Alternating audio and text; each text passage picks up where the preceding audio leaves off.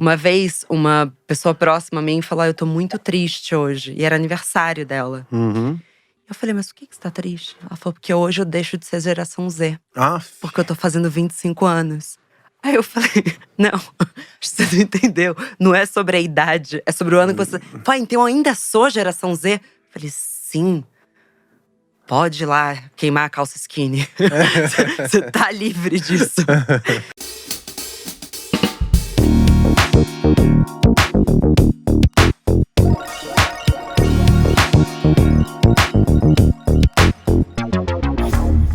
Bom, bem-vindos a mais um Divan de CNPJ. Hoje eu tenho a honra de conversar com a Marcela, da Óbvio CC. Eu até tava comentando com ela antes da gente entrar, que eu tava assim…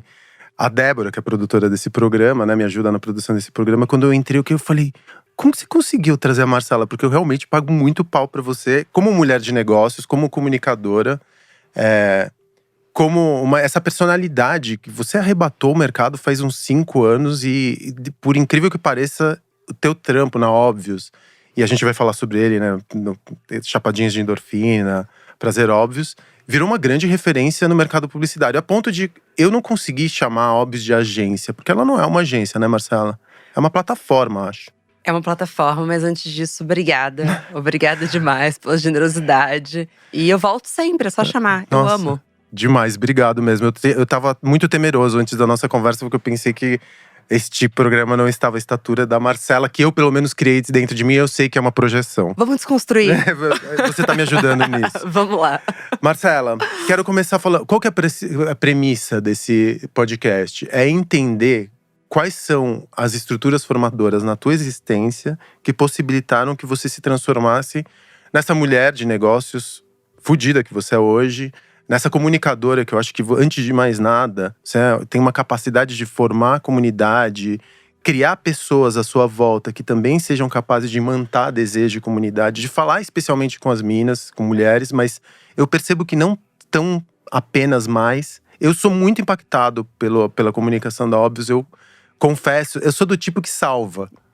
Eu gosto desse tipo. Eu sou do tipo que melhor a massageia o algoritmo, né? Exato, o algoritmo agradece. Ele agradece. Eu sou do tipo que salva, porque muita coisa daquilo que vocês… E eu entendo que é um trabalho de você e de uma quantidade enorme de pessoas que se juntam, né? Extremamente talentosos, extremamente brilhantes. E que são que também tem diversidade dentro não vou chamar de agência mais uma vez, mas… Pode chamar da equipe. Da equipe, né? Tem diversidade e fala de um lugar que começou ali no campo cultural. E óbvio que essa luta é muito, muito antiga. Começou ali em 2015, 2014 talvez, né? Numa onda feminista que veio também na esteira do Me Too e tudo mais. Que se consolidou e ficou enorme, né? Hoje vocês estão com quase 1 milhão de seguidores na Óbvio CC. Se você for juntar todas as contas, passou esse número há muito tempo. E você virou uma grande referência dentro do campo da comunicação, porque com humor, com cuidado, reposicionando o discurso feminino, falando com mulheres que também são bem-humoradas, especialmente usando o humor, que é uma ferramenta política, você conseguiu ir muito longe. E começou, inclusive, a receber rating, suponho eu, porque… Claro. É inevitável, né? Críticas e tudo mais. Eu quero saber, como tudo começou? Você se formou em quê? Eu me formei em comunicação, eu fiz SPM, mas… Assim, eu tropecei e fui parar na faculdade de comunicação. Porque eu até contei isso recentemente. Eu ia… Bom, não sei o quão início das coisas você quer. O mais início possível. Aquilo que te forma. Você é filha de uma jornalista. Eu sou filha de uma jornalista. E eu tinha dentro de mim que eu tinha que fazer um caminho difícil. Porque eu tinha dentro de mim que se eu fosse fazer comunicação, eu ia roubar. Porque minha mãe era jornalista. Hoje eu acho um pouco engraçado, porque minha mãe é uma funcionária de uma empresa. É claro que o nome dela abre portas, mas não é como se eu fosse fazer jornalismo e ela fosse falar: então vem aqui trabalhar na minha empresa, assim. Não, isso não ia acontecer. Mas eu tinha muito em mim, Facundo, uma coisa assim: eu vou passar para um vestibular muito difícil. Porque eu sou boa aluna, eu tenho que mostrar que é o erro, né, da nossa formação profissional. Você tem 17 anos, o que você sabe Eu não pensava na carreira que eu queria ter, eu pensava no vestibular que eu queria passar. Uhum. Então eu prestei para todos os vestibulares direito. Eu ia ser advogada. Não porque eu queria ser advogada, mas porque eu queria passar em direito. E aí tem esse tropeço do universo em que eu não queria só ser advogada, eu queria passar na melhor faculdade de direito do Rio de Janeiro, que é… Eu morei lá, nasci no Rio, nasci em São Paulo. Morei em São Paulo até meus 10 anos e passei dos meus 10 aos meus 27 no Rio de Janeiro. Então, muito da minha formação é carioca. Estava lá na Copa do Mundo, vivi o melhor que eu podia viver do Rio de Janeiro, eu vivi, entendeu? Foi muito bem vivido. Antes da distopia. Foi muito bem vivido. Não trocaria por nada, assim, essa adolescência carioca. E na primeira fase da UERJ, que era o vestibular mais difícil, você tem que tirar o conceito A. Porque senão é muito… Pra você passar em direito. Porque senão é muito difícil se recuperar na segunda fase. Pra você tirar um conceito Redação. A… Tô lá no início, hein? Tô lá no início pra você. Por favor. Você tem que acertar 43 questões. Eu acertei 42. Qual foi a questão que você errou? Você se lembra? Não lembro. Porque eu não sei se não dava pra ver. Olha só, não tinha 4G, hein? Eu tô falando de 2007. E eu lembro de eu pensar assim… Cara, eu posso ter marcado errado, né? Eu posso ter me confundido, eu posso ter… O que o universo tá querendo me dizer? Assim, é muito estranho essa tropeçada, porque eu estudei muito. E eu sempre digo assim, que quando as coisas dão certo… A gente quase não celebra, né? Porque a gente pensa, isso aqui tava dentro do plano. Mas quando dá errado, você é um pouco confrontado com… Puta, e agora? Assim, se eu não passei pra esse vestibular, se eu não vou fazer essa faculdade… Do que eu gosto? Mas também tem uma noia de perfeccionismo que é opressora também, né? Porque 43 questões, você acertar 42… Óbvio que aquela nota não te permitiria acessar o direito. Mas antes disso, deixa eu te fazer uma pergunta. A tua mãe, como uma figura pública que ela é, uma pessoa importante pro jornalismo brasileiro… Se você percebeu, eu nem fiz questão de falar do teu sobrenome, porque eu acho que é a Marcela da Óbvios que tá aqui. Ela de alguma forma… Ela era uma… Você olhava pra ela, era uma inspiração? Ou de uma determinada maneira também você sentia aquela ansiedade de que você era filha de quem você era, e que, portanto, você teria que trilhar seu próprio caminho? Meio Inception, sabe? Aquela coisa que eu tenho que criar uma história à parte da história da minha mãe. E que mais tarde na vida, como comunicadora, você se reconcilia. Eu acho que pra você entender isso, você tem que entender um pouco da estrutura da minha família. Na minha família, minha mãe nunca foi tratada como celebridade. E minha mãe nunca se colocou nesse lugar de… Olha onde eu cheguei. Eu acho até que ela deveria mais. Fica a dica, mãe. Ela sempre se colocou, isso aqui é meu trabalho. Eu sou uma jornalista. Eu trabalho muito. E é isso. E é muito trabalho mesmo. Então eu cresci com uma mãe jornalista e um pai médico. Quando eu nasci, meu pai dava aula na USP e fazia plantão. Então assim, eu cresci numa casa de muito trabalho. Muito, muito, muito trabalho. Com seus frutos. Então eu olhava pra minha mãe e eu via também muito as desvantagens do trabalho dela. Então, não ter horário pra nada. Mas também, isso é muito louco, assim. Porque quando minha casa sempre teve muito trabalho, eu também tenho… Você falou do perfeccionismo. Meu amor, prazer. Sou eu.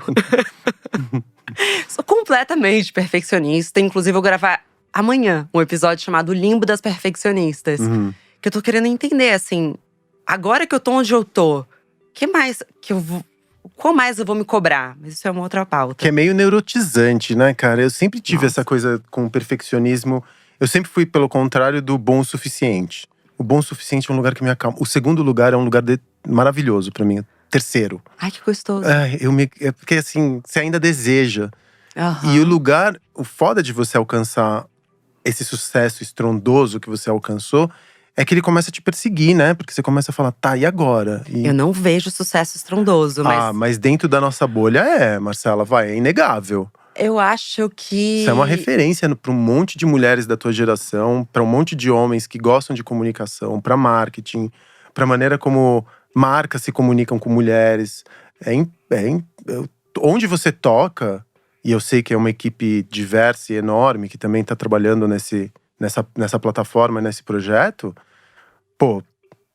alguma coisa acontece ali. Você tem um elan, não sei como poderia dizer, mas você sabe ler o espírito do tempo. E isso são poucas pessoas que conseguem fazer com a tua efetividade. Então, Desculpe, mas eu não quero. Isso você vai tratar com o teu analista. Mas, pô, você é bem sucedida pra caramba. Dentro desse, né, recorte bem privilegiado do qual eu tô me referindo aqui. Claro, não quero parecer… Falso humilde. Falso humilde, nem ingrata. Mas Não. é porque quando você fala do estrondo, o que vem na minha cabeça é que talvez fosse algo ágil. Uma coisa que foi Não. da noite pro dia. Não, muito trabalho. Então, era isso que eu quis dizer. É porque eu acho que o período pandêmico nos acelerou. Porque as pessoas estavam ainda mais conectadas. E a gente tava falando da coisa certa na hora certa. Que se conecta com o que você falou. Que é essa captura do espírito do tempo. E eu sou muito conectada com o agora, né? Eu tenho uma coisa do agora, o agora. E o Renato, que é meu marido e meu sócio, ele tem a coisa do amanhã. Então o Renato, ele é um sagitariano do futuro, ele é visionário. Então, e às vezes é até difícil de alcançar, assim. Porque às vezes ele tá falando uma coisa que é lá pra frente. Aí eu falo, não. E aí quando chega lá na frente, ele fala, eu avisei. Mas eu tenho essa coisa do agora. O que tá acontecendo hoje? Então, hoje eu li uma newsletter que tava puxando pra matéria da Vox, falando sobre o fim das tendências. Eu li essa matéria. Você leu essa matéria? Eu sou muito noiado com newsletter. Eu acho que a melhor fonte de interpretação do espírito do tempo são as newsletters. Eu também. Você leu essa de hoje? De ontem, né? Eu li o fim das tendências, dessa necessidade da gente ter de encaixar qualquer coisa que acontece no TikTok num campo de tendência, de um recorte. Eu li faz uns 15 dias. Isso. E aí, comercializar. Eu fiquei fascinada por isso. É maravilhoso mesmo. Porque qualquer coisa vira tendência, né? A tendência é um microsinal que você julga que ele vai ser amplificado e vai virar parte de cultura de massa. E qualquer coisa você chama de tendência, porque às vezes o microsinal continua sendo um microsinal. E tá tudo bem, né? Porque hoje tá tudo atomizado. E o que você vai fazer com aquilo? Eu acho que a gente tem essa coisa fascinante dessa geração Z, que é a primeira geração que é consciente que é uma geração. Porque a gente viveu… Você é um millennial também. Não, eu sou boomer, eu acho. X-boomer. Eu tenho 48. Então sou X-boomer, alguma coisa entre os dois. Mas você viveu o vídeo da Box. Vivi, mas aí é que tá o ponto. Vamos falar sobre isso. Geração, Desculpa. recortes geracionais. Quando você encontra recortes geracionais, tipo geração Z, millennial, boomer, X, Y, o recorte que for… Em tempos de algoritmos, onde você consegue estratificar as pessoas pelo comportamento mais fino, faz sentido falar em recorte geracional? Pensar que existe, porque uma pessoa nasceu num determinado período histórico, os comportamentos podem ser agrupados e vendidos como uma tendência de consumo? Ou você acha que com redes sociais e a granularidade que ela te permite no momento de comunicação, você… tem comportamentos que você interpretaria numa geração Z que você encontra numa mulher de 70 anos. O teu público-alvo, se é que dá pra chamar desse jeito, ele vai dos 12 aos 80. Porque você fala de assuntos que são existenciais das mulheres, né? Ou você acha, não, eu só atendo millennial, geração Z, esse é o meu grosso, e você tenta comunicação… De forma alguma, até porque é uma piada meio que eu faço com meus amigos que trabalham com tendência. Eu falo, nossa, eu tô até agora esperando o Keynote, que vocês falaram que a geração Z só ia comprar de marca sustentável. Eles estão viciados. Eu li esse Keynote. Tô esperando, assim, porque até onde eu vi, elas querem comprar blusa de R$13. Vocês me disseram que elas só iam comprar coisa com propósito. Assim… Eu não acredito nessa visão de recorte por idade, porque eu acho que é muito mais sobre comportamento. E o perigo é que a gente vai ficando cada vez mais etarista. Uhum. Uma vez, uma pessoa próxima a mim falou, eu tô muito triste hoje. E era aniversário dela. Uhum. Eu falei, mas por que você tá triste? Ela falou, porque hoje eu deixo de ser geração Z. Porque eu tô fazendo 25 anos. Aí eu falei, não, acho que você não entendeu. Não é sobre a idade, é sobre o ano que você… Pô, então eu ainda sou geração Z? Eu falei, sim. Pode ir lá queimar a calça skinny. Você tá livre disso. Então, eu acho que não. Por que eu acho que é etarista? Porque eu acho que é comportamento. Tem comportamento digital. E ainda mais quando a gente fala sobre internet, é de onde você tá vivendo. Você falou da minha mãe. Minha mãe, ela tem milhares de comportamentos que se assemelham mais a mulheres millennial do que da geração dela. E eu vou falar o quê? Não, não falo com você, você não é bem-vinda. Não é isso. Somos mulheres, a gente teve um impacto de cada coisa sobre nós. Claro, é diferente. Eu brinco que tem uma uma faixa que é difícil de superar, que é se você fez o ensino médio com 4G, né? Porque a gente tem uma noção do tempo das coisas que é muito diferente. Então, você abrir um livro, estudar, procurar o que você quer na marra. Eu acho que nos deu uma outra relação. E também com a questão do desconectar. É a primeira geração, não sei se primeiro, também não sou especialista nisso, mas estamos aqui numa conversa. Que não sabe qual é a sensação de não estou online. E da ansiedade, né, que isso provoca. Porque a minha filha, por exemplo, tem 9 anos. E ela tá permanentemente conectada. Não com um dispositivo, porque eu acho que o celular ainda não é o melhor, enfim, gadget para ela. Até porque, por todo, né, ela outro dia… Semana passada, eu postei uma foto dela e teve um homem lá que teve a pachorra de falar que ela era feia e sovaco peludo. Ai, para, Juro. Olha isso, eu fico arrepiada de ódio. Eu também, eu tive bastante ódio nesse dia. Nossa! Eu espumei bastante esse dia. Mas, então, eu acho que ainda não é o lugar pra ela. Mas, por exemplo, um relógio que eu sei exatamente onde ela tá o tempo inteiro. Então, de alguma forma, ela tá conectada. Ela não tá consumindo conteúdo. E não estar conectada pra ela não faz mais o menor sentido. Outro dia a gente foi num lugar que não tinha conexão mesmo. Ficamos lá, acho que um dia inteiro. E é muito doido porque o tempo é outro. Eu sou filho da fratura, né? Eu vivi metade da minha vida online e metade dela offline. Eu fiz faculdade de engenharia sem internet. Então, é muito estranho, porque eu ainda tenho a ideia do tempo, que é um outro tempo. Não é o tempo da conexão. Me formou esse tempo mais viscoso. Mas enfim, desculpa, eu tô falando demais. O que eu queria entender é o seguinte. Você fez faculdade de publicidade, SPM, se não me engano. Isso. E aí, os seus primeiros trampos são em agência? Não, porque eu queria trabalhar com moda. E então, os meus primeiros trampos foram todos com moda. Em que ano? 2010 a 2013. Só que eu tinha uma coisa dentro das marcas de moda que eu trabalhei, que eu chegava… Por exemplo, eu era designer, né? E… Você era mais modelista? Você fazia… Nada, design gráfico. Gráfico mesmo? Design gráfico. Eu comecei com o que hoje fala direção de arte. Mas naquela época eu era só designer. E aí eu lembro das meninas do conteúdo estarem produzindo. Eu falei, não, eu tive uma ideia. Vamos criar um blog. E aí eu fazia o conteúdo do blog. Eu sempre tive isso com produzir conteúdo. Então vamos produzir. E aí eu comecei a ter alguns jobs freelas pra entender comportamento. E aí o que foi o que me tirou do meu último trabalho era um freela de uma marca que queria saber como que ela entrava no Rio de Janeiro. Porque o Rio de Janeiro é um microcosmo muito específico, comercial. Já pode ter ouvido isso de outras marcas. Assim, a gente dá certo no Brasil inteiro. No Rio de Janeiro é impossível de entrar.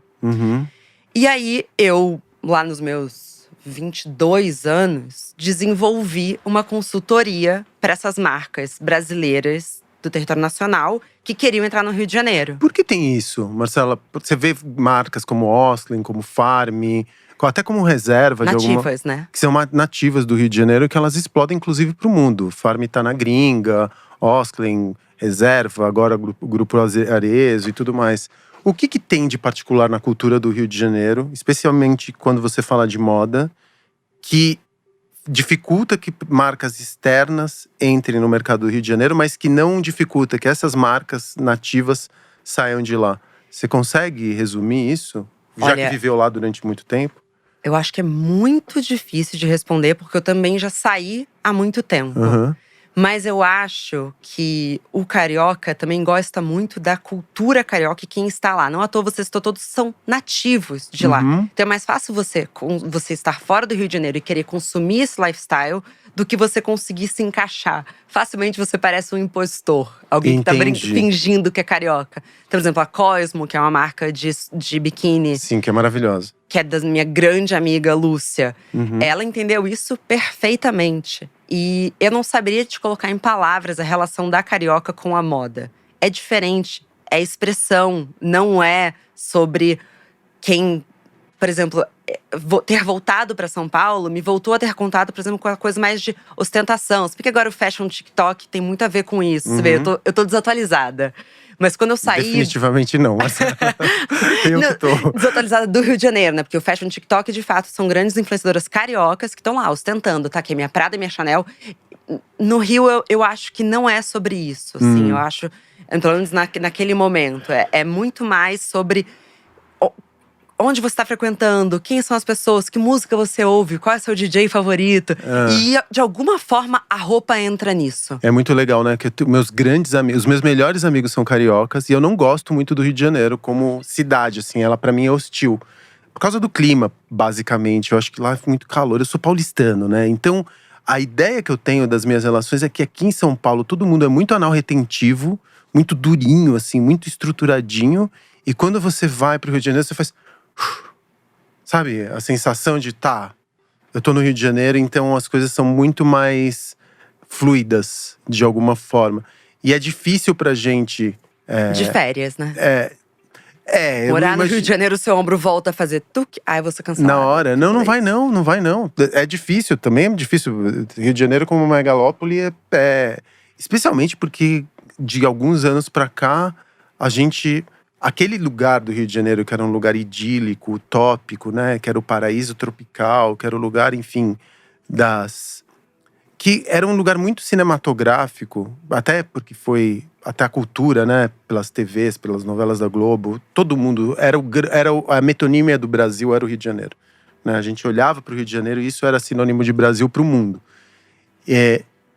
Até por conta dos últimos governantes, do que aconteceu na política, a relação das milícias, enfim, a situação triste que a gente vive hoje no país, do Bolsonaro, que Deus me livre, abaixo, assim, o carioca ele começou a sofrer muito, como o Rio de Janeiro, enquanto cartão postal do Brasil, como o Brasil começou a sofrer, né, a sua imagem começou a sofrer no exterior, isso acabou acontecendo com o Rio de Janeiro, interna e externamente, né? Sim. Então eu imagino que seja tenso morar lá nos dias de hoje.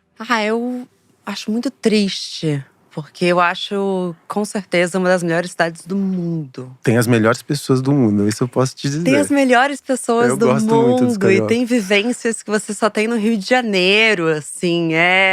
Sei lá, tem coisas que só acontecem no Rio. E é muito especial, assim. De novo, por mais que hoje eu escolha, e acho que vou escolher durante um bom tempo morar em São Paulo, eu não trocaria ter morado 17 anos no Rio de Janeiro por nada. Eu não trocaria minha escola, eu não trocaria as amigas que eu tenho até hoje lá. Eu não trocaria meu olhar meio atento, sabe? Eu não trocaria. Porque se eu tivesse crescido em São Paulo, graças ao privilégio que minha mãe conquistou com o trabalho dela, talvez eu tivesse crescido numa bolha muito mais fechada. E no Rio eu pude ter um nível de liberdade que tem muito a ver com a observação de cultura, né? Muito maior. Porque é uma cidade que você sai, você vai pra rua, sai da escola, você desce… Eu ia falar, desce Marquês, se algum carioca ouvir, sabe até que escola eu estudei. Desce Marquês, aí pega o ônibus, vai pra praia, sai da praia, vai no bebê. Óbvio, uma realidade de Zona Sul, né? Não pode lembrar disso, é óbvio que tem outros contextos do Rio de Janeiro que, meu Deus. Mas dentro desse contexto que eu vivi, eu não trocaria por nada, realmente. Mas hoje, profissionalmente, pra mim faz muito mais sentido estar em São Paulo. Eu gosto daqui. Difícil, os cariocas ficam chateados, mas eu gosto muito daqui também. Ela é muito diametralmente oposta, porque é muito louco você pensar que paulistano não tem pôr do sol, né? Paulistano não tem pôr do sol. Tem! Onde? Na Praça do Pôr do Sol. Tem uma praça. Tem uma praça que você vai pra ver o pôr do sol e você fica apinhado. Eu ouvi dizer que tinha uma praça. Eu soube que tem um Sesc Paulista. Eu acreditei que tinha o Sesc Paulista, quando ele foi inaugurado, tem um mirante, né? Não sei se você já foi. Você já foi no Sesc Paulista? Não. Tem um mirante do Sesc Paulista. E aí… fica tipo… tipo uma laje minúscula onde ficam 300 pessoas apinhadas pra bater palma. Pra quando bate o pôr do sol, eu falo, gente, a gente é muito miserável nessa cidade. A pedra do arpoador, tipo, chorando. Chorando. E o pôr do sol ainda acontece no meio de uma antena, sabe? Da Paulista. Você olha e fala, mano, a gente é muito maltratado nessa cidade, socorro. Eu vim com a Joana, né, que trabalha comigo. Ela falou, mas eu não sei se eu poderia morar no Rio. Porque eu ia olhar pra praia e eu ia falar, não, prefiro estar na praia do que trabalhar. Falei, pois bem. Aí eu parei pra pensar, eu até interrompi ela de novo. Eu falei, não, mas calma, acho que tem um pouco dos dois. Acho que no Rio as pessoas acabam trabalhando menos porque elas conseguem ver o melhor da vida tão ali disponível, né? Convenhamos, não é que é vagabundo, não, mas tem uma praia te gritando: a vida não é só pagar boleto. Aí você fala, ai, não é mesmo. Fui. Já São Paulo é o que a gente tem. É trabalhar. E assim, eu amo meu trabalho, mas eu já tenho 2 burnouts pra conta. Exatamente, eu também tenho. Mas sabe uma coisa que São Paulo tem? Aqui, a paisagem do Rio de Janeiro, eu fecho os olhos, eu vejo o Rio de Janeiro assim. Lógico, né, que eu tô falando esquematizado, mas eu vejo as paisagens, eu tenho uma ideia, todo mundo, qualquer pessoa nesse Brasil que nunca pisou no Rio de Janeiro, tem imagens do Rio de Janeiro na cabeça, Sim. né? De tanto que Obrigada, ele foi… Manuel Carlos. Exatamente, Manuel Carlos, o grande embaixador do Rio de Janeiro. Nosso prefeito. Nosso prefeito. Já aqui em São Paulo, a nossa paisagem humana. Então, pessoas que moraram em qualquer outra grande cidade, a ambição ficou pequena, a ambição não permitiu que elas continuassem ali. A sexualidade não permitiu que essas pessoas continuassem ali. Elas eram oprimidas de alguma forma, elas vêm buscar o anonimato de alguma forma que essa cidade te proporciona. Porque por maior que seja a sua bolha, e por maior seja o seu privilégio, existem inúmeras bolhas como a sua. Então você pode ter até um degrau de separação de uma outra pessoa, mas as bolhas não necessariamente se tocam. E é muito doido isso, né? Você saber que São Paulo e Rio de Janeiro, eles não são opostos, são complementares. É muito bonito isso que você falou. Mas elas são complementares mesmo. É verdade, porque quando você falou da rigidez de São Paulo, eu senti isso um pouco contrário do Rio de Janeiro. Eu amei que a gente trocou o tema do podcast. Eu faço isso em todos os podcasts que eu vou, tá? A culpa é minha. Não tem tema, a gente vai indo pra todos os lados aqui. Porque eu tenho certeza que o Rio de Janeiro tá na Óbvios hoje. Claro que tá. Mas eu acho que no Rio, acaba que assim, você convive muito com as mesmas pessoas, né? E de novo, Zona Sul, consciente de tudo isso. Quando eu cheguei em São Paulo, era muita gente que tinha saído dos seus Rios de Janeiro. Então eu dou um almoço na minha casa no domingo, que é a coisa que eu mais gosto de fazer na vida, é receber as pessoas. Tem meu amigo de Salvador, aí a minha amiga de Porto Alegre, aí tem a pessoa de Cuiabá. Coitado, meu amigo de Cuiabá. Acho que São Paulo tem essa coisa assim, viemos pra cá pra construir uma vida. Vamos construir juntos? Demais isso. Não ter isso só dos paulistanos ou só dos cariocas. No Rio, você encontra uma pessoa, eu já vou fazer 32. E a pessoa pergunta, em que escola você estudou? Fala, mas ainda é relevante? Estou na Escola Parque. Mas ainda é relevante, mas eu acho que é isso. Porque no Rio, estão sempre procurando qual que é a sua referência. E eu entendo que em São Paulo pergunta-se muito o que você faz. Exatamente. Que talvez perguntar em qual escola você estudou seja uma evolução do qual é o seu sobrenome, né? Porque ela indica o lugar social de onde você veio. Porque aqui em São Paulo, como a gente tem essa cultura quase corporativista, a escola indica pra onde você irá, não de onde você veio. Olha. Onde você estudou, Facundo? No Bandeirantes. Olha, eu estudei no Veracruz. Então, eu estudei no Mackenzie e no Bandeirantes. E o Bandeirantes é um colégio de burguesia, de burgueses, mas é um colégio de novos burgueses que vieram ali, né, da comunidade oriental, que foi ali, tem Bom Retiro, enfim, pelo menos na minha época, e que estavam querendo seguir uma vida corporativa. Então, a escola onde você estuda indica pra onde você vai, não da onde você veio. Caramba. Eu não sei o que o Veracruz diz sobre mim. Ele fala bastante de você. Eu estudei lá. É uma escola de gente intelectualizada, de profissionais liberais. É uma escola difícil, é uma escola forte. Mas eu leio, a marca da escola fala pra onde você vai ser direcionado na vida. Quem estuda no Bandeirantes, por exemplo, vai ser executivo de multinacional. É um outro lugar cultural, sabe? Seus amigos de colégio estão em lugares diferentes que você hoje. Eu perdi contato, porque daqui em São Paulo a gente não tem muitos amigos de colégio, assim. Se eles não estão no mesmo lugar que o teu… Os meus amigos, por exemplo, de infância, eu isolei, que viraram bolsominions, aí eu…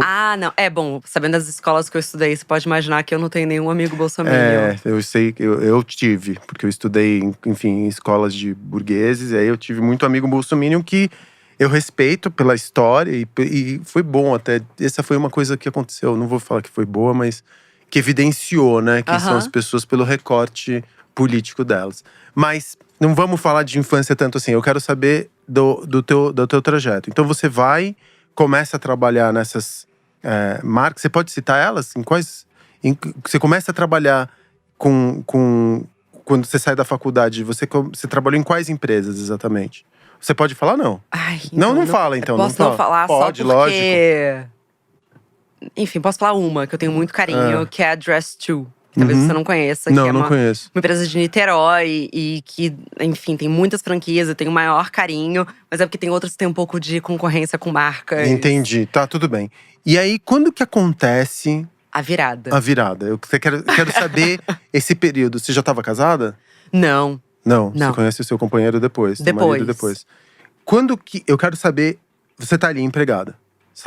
Qual que foi o gatilho pra Óbvios nascer?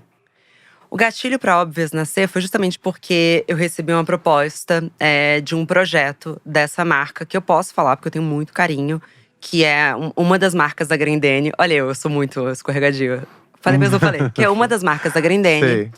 Pra fazer esse projeto de como que eles iam aterrissar no Rio de Janeiro. A partir disso, eu comecei a dar algumas consultorias que eu fazia assim. Hoje eu acho… Enfim, a gente tem sempre um pouco de cringe do nosso passado, né? Eu acho que, pelo menos, não sei, você orgulha de tudo que você fez? Não. Definitivamente não. Assim, eu acho hoje em dia que eu faria muito melhor. Mas já faz 10 anos. Mas era isso, olha, tá aqui. É uma leitura… Eu fazia um pouco dessa leitura de comportamento. Então, olha… Essa aqui é uma tribo, aqui é como o que a gente gosta, tá aqui o que se bebe, o que se faz, aqui como a gente se relaciona. Eu fazia como se fosse um micro PPT de comportamento e formatei projetos pra eles. Então, vamos ativar em tal evento. E tinha uma coisa muito… Isso é muito louco, que o início… Isso como consultora? Isso como consultora. Era um freela que eu tinha. Que aí começou a pipocar. Isso é muito louco, Facundo, porque todo o início da minha carreira foi no offline. Eu era a pessoa do evento. A pessoa do vamos lá, e recebia. Bom, você sabe. Época Queremos. É bem coincidente ali com os meninos do Cremos. Então eu tinha muito isso, assim, mas eu tinha uma coisa do online. Então, Instagram existia? O Instagram tava bem no início. Bem no início. E você entra rapidinho no Instagram. Você entende o Instagram naquele momento, no começo? Eu vou te contar. Eu acho que não. Acho que ninguém entendia o que acontecia ali, definitivamente. Mas eu tava num momento em que eu precisava abrir meu CNPJ. E aí, você vai odiar o que eu vou falar agora, porque tem tudo a ver com o que a gente tá falando no início. Mas pode odiar, não tem problema, eu sou muito acostumada também. Eu gosto um pouco quando falo, nossa, achei ridículo. Aí eu falo, legal também. Despertar um pouco de raiva nas pessoas. Eu entendo perfeitamente o que você tá falando. Mas se bem que o hating é chato. Pode não gostar, mas odiar, pelo amor de Deus, mas não projeta essas coisas. Quem odeia ama muito. Eu sei, não mas gostar vai se tratar, é uma crítica válida. Torto. Odiar… Cara, se você afeta alguém a ponto dela te odiar, cara, você tem algo de muito poderoso. Que ela queira. Ou às vezes, o ódio é muito sério, mas depois a gente fala sobre isso. E aí, então você vai me odiar, eu fui jogar um jogo de tarô. E eu joguei esse jogo de tarô, que eu tava muito em dúvida se eu precisava virar Marcela Ceribelli, consultoria, ou se eu criava um outro nome. Eu joguei esse jogo. E nesse jogo me disse que era pra ser um outro nome. Aí eu perguntei se tinha… Que não era meu nome, era um nome assim inventado. Se era em português ou em inglês. E saiu que era em inglês. E por fim, e último comentário, é que o nome tinha que ser muito óbvio. Óbvio, CC. E eu vou te dizer uma coisa. Você falou que eu ia odiar. Você não sabe, eu tava até conversando com você aqui antes da gente entrar, que eu sou agnóstico. Mas eu acho essas narrativas tão bonitas, porque a gente tá tentando emprestar sentido para aquilo que não faz muito sentido, né? Que é o caos na nossa existência. E se você vai procurar isso no tarô, na astrologia, nos búzios, na leitura de mão cigana, onde quer que seja, ou no caso da física, porque a física, a matemática também são narrativas. Sim. Né? Que tentam emprestar ordem para essa convulsão onde tá todo mundo imerso. Então, eu acho linda a tua história, de verdade. Eu não julgaria jamais de você ter tirado. Fico feliz, porque se você chegar até mim e falar, Marcela, quero criar um nome de negócio, eu não vou te falar. Tem uma taróloga ótima. Mas eu acho que é um caminho. Porque não é… Você que imagino que você seja muito acostumada com esses rituais espiritualizados, transcendentais, não sei como a gente pode dizer aqui. Eles não são, de alguma forma, um recorte teu? Esse óbvio CC, ele não estava dentro de você?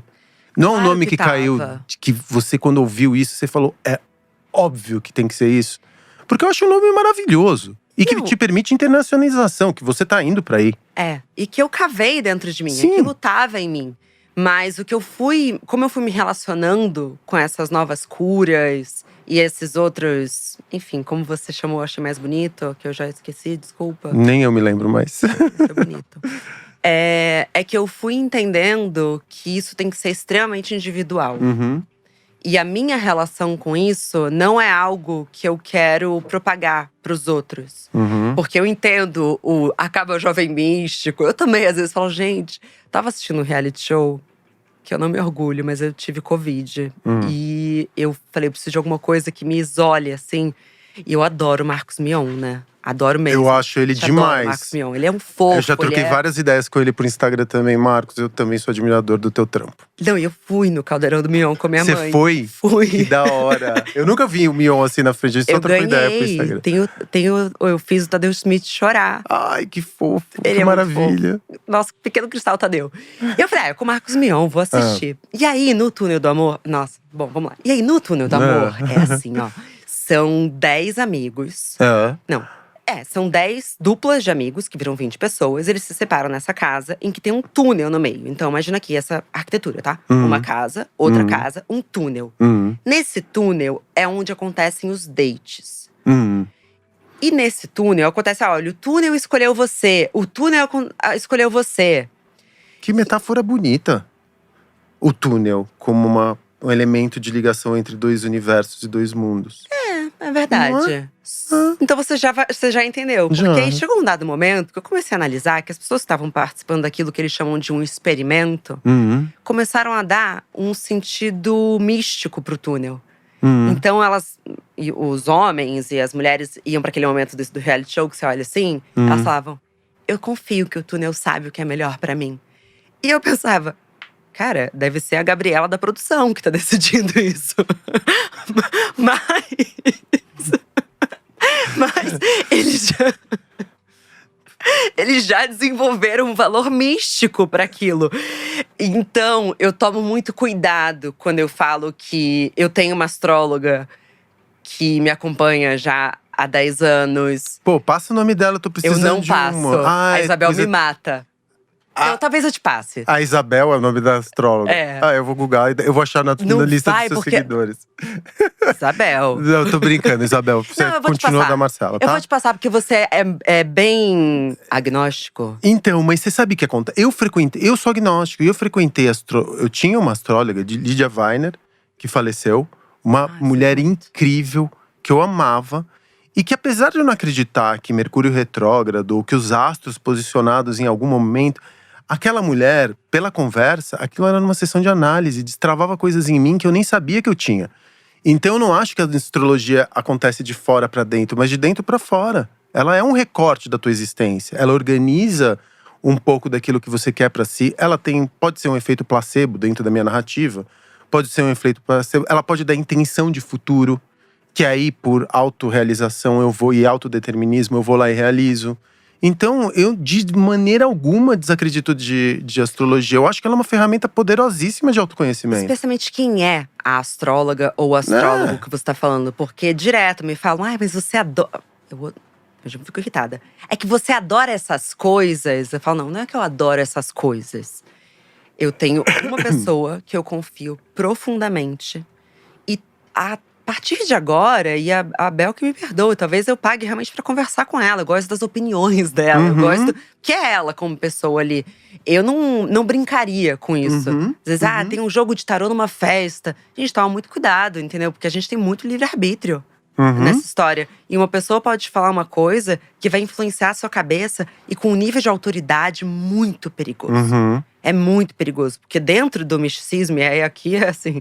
pisando em ovos, não sei nem onde… Existe um lugar de autoridade do que aquela pessoa tá te falando. Então ele vai… A pessoa pode te falar… Que é o profeta, né? Isso. Que é profetiza, que é o grande oráculo, né? Isso e desde os antigos também. Mas o primeiro post da Obvious que fez a gente duplicar de seguidor foi de astrologia. Agora eu dei uma pulada na história. Não, porque o que eu tô interpretando… é que história de Marcela, história de Óbvios, elas são simbióticas, né? Tem uma sobreposição. Eu imagino que no começo era maior e que hoje, até porque por conta do crescimento de toda a estrutura, hoje é quase uma corporação, né? Tô exagerando talvez, mas é uma estrutura grande, né? E a responsabilidade também aumentou, então começa a acontecer esse distanciamento de pessoa física e pessoa jurídica. Mas por isso que o Bom Dia Óbvios existe também. Porque eu precisava ter um canal meu. Precisava ter um podcast que eu falasse. Um lugar teu pra você falar o que você quisesse. Por 2 motivos, né? Primeiro porque eu acho que junto com uma equipe muito brilhante, com espaço e liberdade criativa, que eu acho que é muito importante falar isso, assim. Porque toda semana alguém tenta contratar as pessoas da minha equipe, né? É um bombardeio, assim, é uma doideira, assim. Referência, Marcelo. O que, assim, eu acho, sim, muito legal. Mas você vai dar o nível de liberdade criativa que eu dou pra eles? Você vai deixar com que eles sejam brilhantes? Porque vários já foram e voltaram.